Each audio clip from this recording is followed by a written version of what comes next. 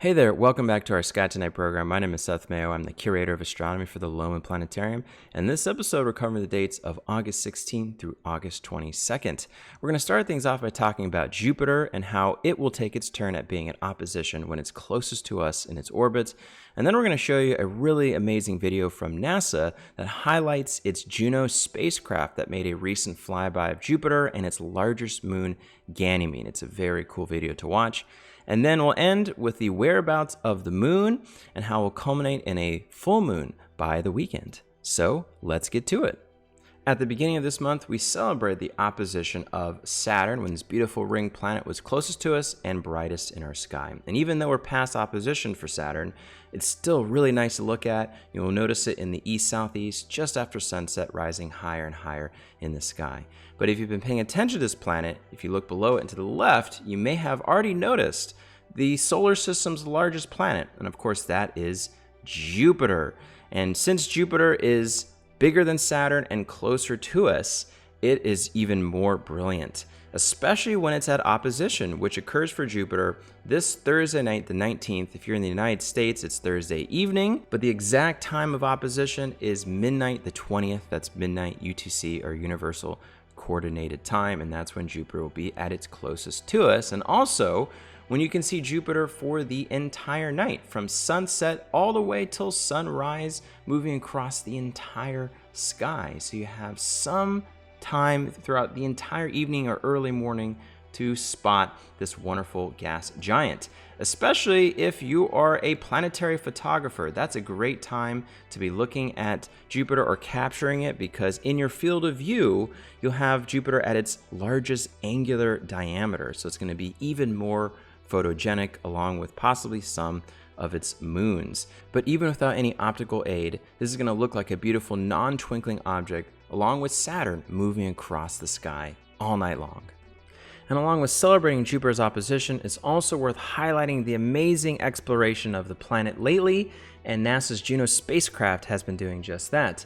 Juno took about 5 years to get to Jupiter, arriving at the Jovian system on July 4th of 2016. And since then, it's made over 30 orbits around the planet, studying its harsh radiation environment, but also has made some really low, close approaches to those beautiful clouds that make up the atmosphere of Jupiter. Juno was the first spacecraft to fly over the North Pole of the planet, and as it's been flying over those cloudy bands, it's helped us understand their structure, what they're made of, how they interact with each other, the formation of storms, of lightning, of the aurora, and it's helped us understand the formation of the planets. Because Jupiter is one of the oldest planets in the solar system, it acts like a time capsule, helping us understand how planets were billions of years ago, and even helping us understand our own planet and how it was formed just by studying Jupiter. So this has been an amazing world to explore. We've learned quite a bit about it with Juno, and the pictures are absolutely stunning. There are so many pictures that come from the Juno cam that just have given us some really unique perspectives of the planet, of those clouds, of the environment around it, and it's absolutely amazing. And what's great is NASA has been putting these pictures online in raw format for the general public to access and to edit them and to use their own expertise in making the images come alive, and even add an artistic flair to some of these pictures as well. And art is a great part of understanding science. They go hand in hand. That's why we are the Museum of Arts and Sciences. And that worked really well with Jupiter. Those clouds are beautiful, and it's amazing. Now, the Juno mission was supposed to end last month in July, but NASA recently extended the mission into 2025.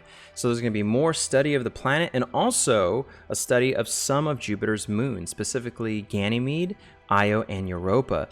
And this mission was not originally intended to study moons. This is just a bonus. So that's quite exciting to look at some of the moons up close, and also a little more study of Jupiter. Now, one more thing pertaining to Jupiter I want to show you is this amazing video that came out last month from NASA and JPL, highlighting a recent close approach of Jupiter and when Juno flew very close to Ganymede, the first time we'd done a close approach to that moon in a couple decades. So this is a really cool video. I'm going to play the entirety of it with no interruption, with some amazing music they attached with it as well. So enjoy this flight around Jupiter and its moon, Ganymede.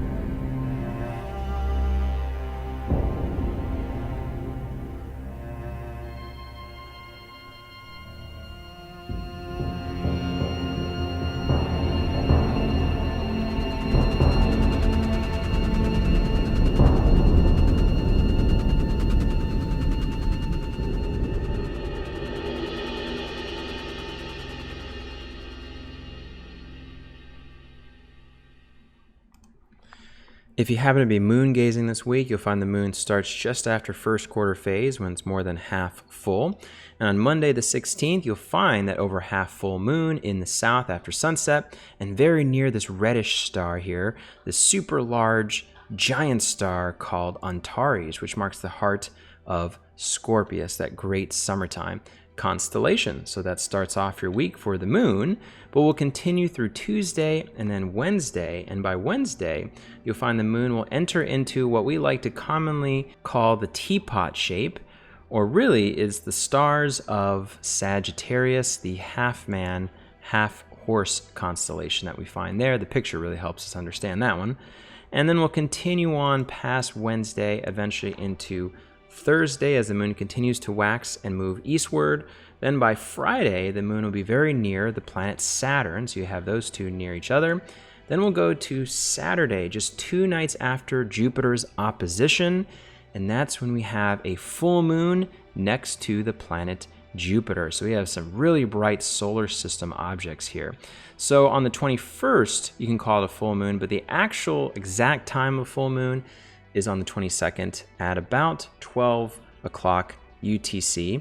So you can either say the full moon is on the evening of the 21st or the morning of the 22nd, either way. And the full moon in August is usually called the sturgeon moon, and that's because in the Great Lakes region of the United States, the sturgeon fish are normally caught. And the full moon this month is also what's called a blue moon. You may have heard the term once in a blue moon when something doesn't happen very often.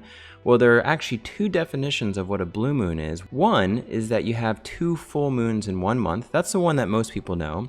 The other definition is the one that applies to this full moon. This is the 3rd full moon in a season of 4 full moons. Normally you have 3 full moons in a season.